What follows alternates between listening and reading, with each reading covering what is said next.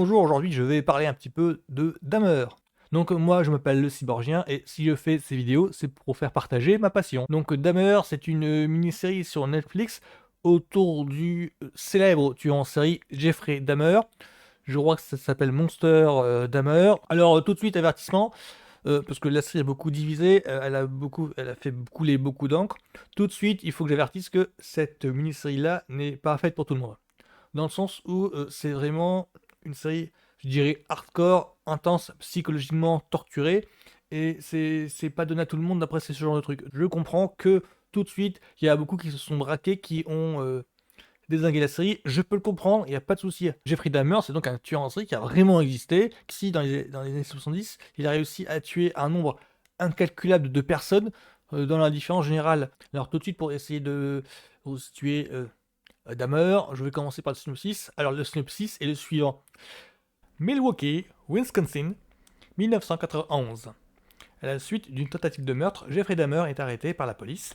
Divers restes humains sont alors découverts dans son appartement. 25 ans plus tôt, en 1966, le jeune Jeffrey vit une enfance solitaire et malheureuse. Ses parents se disputent violemment sous ses yeux et finissent par se séparer une dizaine d'années plus tard. Jeffrey se retrouve seul et, à l'âge de 18 ans, commet son premier meurtre. Parce qu'il faut mettre les choses au clair. Jeffrey Dahmer est un tueur en série qui a vraiment existé. Il a défrayé la chronique dans les années 70, 80, enfin là on parle de 90. Parce que là, avec Dahmer, on touche là à un point sensible dans l'histoire de l'Amérique. C'est-à-dire que c'est un phénomène bien américain. Il me semble qu'en France, on en a très peu, ou voire pas du tout. Là, je connais vraiment très peu le sujet. Là, c'est pas à moi qu'il faut demander des comptes sur les cas de tueurs en série dans tel ou tel pays. Là, je suis pas du tout spécialiste en la matière. Pour finir, on va présenter donc Dahmer. Donc, je crois que l'anthologie s'appelle Monstre en fait, et c'est sûr. Donc, j'ai fait Dahmer. C'était créé par Ryan Murphy. Il me semble que Brad Falchuk il est dedans, ou je me trompe peut-être. Ouais, je me trompe peut-être. Donc, c'est Ryan Murphy. Alors, moi, je le connais en tant que producteur parce que euh, c'est pas son premier truc. Il a déjà une bonne carrière derrière lui. C'est lui qui a fait Nick Tuck. C'est lui qui a fait Glee.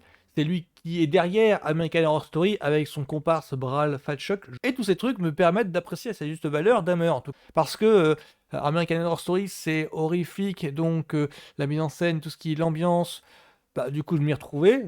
Tout ce qui est Nick Tuck, bah, c'est pareil. Il y a une nuance un petit peu malsaine qui se dégage de Nick Tuck.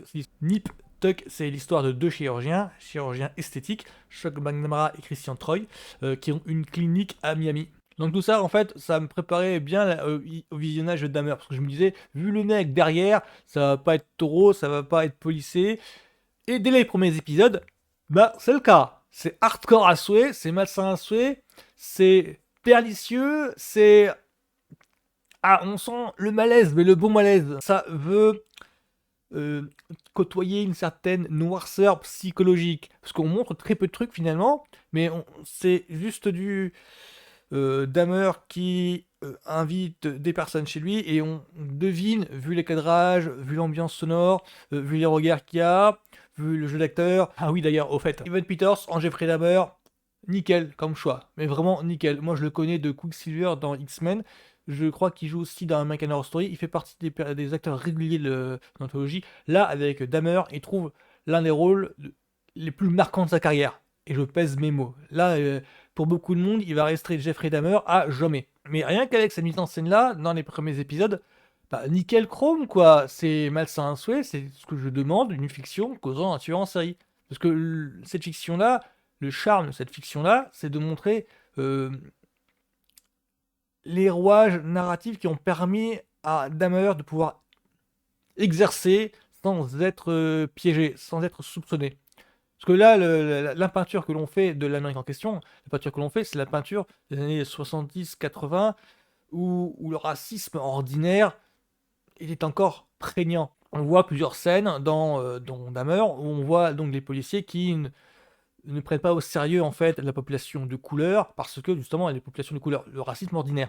Il me semble que parmi les éléments que moi j'ai découvert avec cette série-là, n'étant pas spécialiste, il y a beaucoup de trucs que j'ai découvert, il y a beaucoup de trucs que je vous disais, il enfonce pas un petit peu le clou, il y va pas un peu trop loin, et finalement il y avait toujours une pièce à conviction qui était montrée, enfin une preuve rendue publique, qui me faisait dire, ah ouais, finalement oui, c'est pas si dans un surenchère que ça, c'est pas si poussé que ça. À la limite, la fiction est un petit peu plus sobre. Parce que le malaise que j'ai là, en essayant de chroniquer Dahmer, c'est le malaise de: «Ah, cette mini-série a fait couler beaucoup d'encre au moment de sa sortie pour une chose très simple». Donc moi j'appellerais ça le syndrome, Tuernay ou le complexe, le paradoxe de Tuernay. Tuernay, c'est un film de Oliver Stone qui suit, les méfaits d'un couple de tueurs. Couple de tueurs étant incarné par Woody Harrelson et Juliette Lewis. L'ambition, les intentions de Oliver Stone étaient de dénoncer le couple en question et de dénoncer, les médias en fait, qui en ont fait des stars. C'était ça son ambition, c'est de dénoncer en fait, le système médiatique, JT, émissions de pop culture et compagnie, l'adoration que l'on peut éprouver pour être tueur en série, de dénoncer tout ça. Pour montrer que oui, mais les êtres que ces médias adulent sont des vrais connards en fait, et sont des êtres totalement indéfendables. Et le problème qu'il y a, c'est qu'en faisant cette dénonciation-là, bah, en faisant un film sur eux, une partie du public, voire la critique, ont trouvé que lui-même les idolâtrait, lui-même leur donnait une bonne image, lui-même les glorifiait, alors que l'intention de départ de Liberson était de dénoncer justement ce type de procédé. Il y avait une question du oui, mais en les dénonçant, tu fais pareil, tu les glorifies. On accusait Dahmer d'une chose identique. En faisant une mini-série sur Dahmer, en faisant une production sur Dahmer, on aurait tendance à glorifier le type. Moi, je pars pas de ce principe-là. Je pense que les intentions de l'auteur, en faisant justement une mini-série qui se veut glauque, malsaine, torturée psychologiquement, je pense que il rend justice aux victimes en fait. Moi, mon opinion, c'est ça. Il rend justice aux victimes. Dans le sens où il met en avant le piège dans lequel sont tombées les victimes. L'engrenage dans lequel sont tombées les victimes. Et en voyant Dahmer, j'ai aussi pensé à un truc. Dahmer a souvent été comparé à Joker. Moi, je rapprocherais plutôt Dahmer d'un autre film des années 80 de William Lustig qui s'appelle Maniac. C'est un film où on voyait en fait les méfaits d'un tueur en série, mais du point de vue du tueur en série. C'est là où je veux en venir avec Dahmer.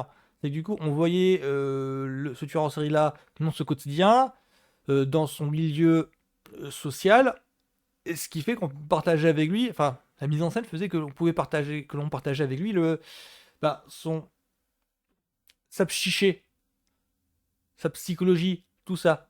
Ce qui fait que pour nous, ça nous semblait, en regardant le film, ça nous semblait naturel que le mec s'adonne à ses pulsions, vu qu'on faisait tout pour partager ses pulsions. Maniac, si vous ne connaissez pas, ça date des années 80, je sais pas si vous pouvez le trouver en DVD, Blu-ray, je sais pas trop. C'est de William Lustig, que moi j'adore depuis Maniac Cop.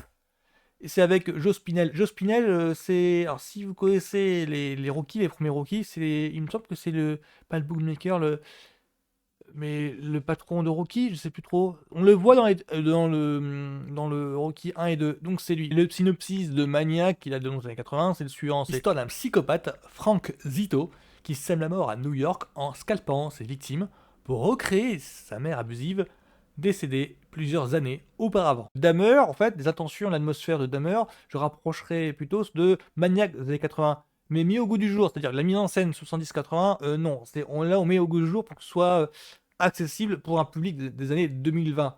C'est une ambiance un petit peu préparée que pour l'anthologie American Horror Story.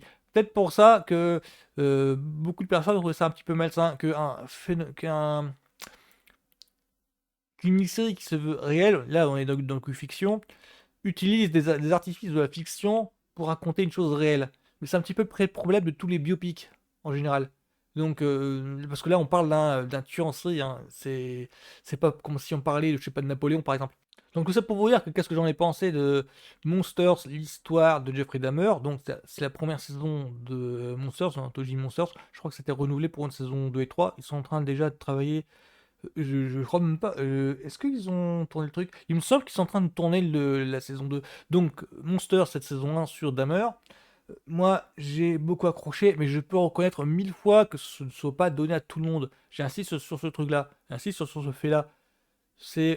Moi, je suis habitué à regarder des trucs de. Ah, il me semble que il y a 20 ans, je regardais du Cannibal Holocaust, du Dernier Monde Cannibal. Bah, je regardais Maniac par exemple, et je rapprocherais Dahmer de cette sensibilité-là. Même si ça apparaît policé maintenant, parce que je veux pas jouer le vieux con en disant «Oui, si vous avez aimé ça, oh les pauvres choux, je regardais ça il y a 20-30 ans, c'était quand même autre chose». Non, je ne jouerai pas à ça. Je dirais juste que si vous avez aimé Dahmer pour le côté glauque malsain, je vous conseillerais volontiers d'essayer de vous choper quelque part, Maniac par exemple, parce que c'est les intentions, c'est à peu près les mêmes, c'est pour ça que je dis ça. Mais Monsters en soi, c'est ça m'a rappelé que j'avais changé, que je n'étais plus vraiment le public cible pour ça. Parce que maintenant, en fait, tout ce qui concerne les fictions hardcore, j'évite. American Horror Story, moi ça m'amuse du moment pour la mise en scène en question. Là, comme c'est plutôt réel, en fait, comme ça se veut. Je ne me range pas du côté de ceux qui pensent que cette mini-série-là, parce qu'elle parle de la tuerie en série et donc aurait tendance à glorifier, je ne suis pas d'accord du tout. Que l'on soit clair. Je pense que c'était un bien de faire cette mini-série-là, de façon à dénoncer l'engrenage que ce personnage-là, enfin ce personnage-là, que cette personne-là, parce que là on n'est plus. Le personnage, c'est pas un mec de fiction, c'est un mec réel. Donc je ne jouerai pas au petit jeu du ça montre, donc ça soit glorifié, ça le dénonce pas. Non, il y a. Ça montre pour le dénoncer. Donc pour moi, c'est Monster, c'est. J'ai accroché malaise parce que c'était voulu. Malaise parce que c'est réussi. Donc en cela, euh, c'est à voir. Après, je peux reconnaître que ce ne soit pas donné à tout le monde d'apprécier le truc. Moi, je conseille, volontiers, je conseille, avec l'avertissement, les warnings de c'est pas donné à tout le monde. Hein. L'avertissement du cette fiction, cette mini-série, cette production peut heurter la sensibilité d'un public sensible. Il se trouve que moi, avec cette série, je me suis rendu compte que, ah tiens, si ça se trouve, je fais maintenant partie du public sensible. Voilà. Donc, moi, Dahmer, c'est. Je dirais pas un coup de cœur, mais ça fait partie de mes. Des bons trucs que j'ai regardé en streaming. Donc, voilà, c'est pour ça qu'en cause. Même si j'ai. Attention, je le rappelle, avertissement, cette fiction peut heurter la sensibilité d'un jeune public, d'un public sensible. Donc, voilà, voilà. Ce sera tout pour moi. Bonne journée à tous. À plus.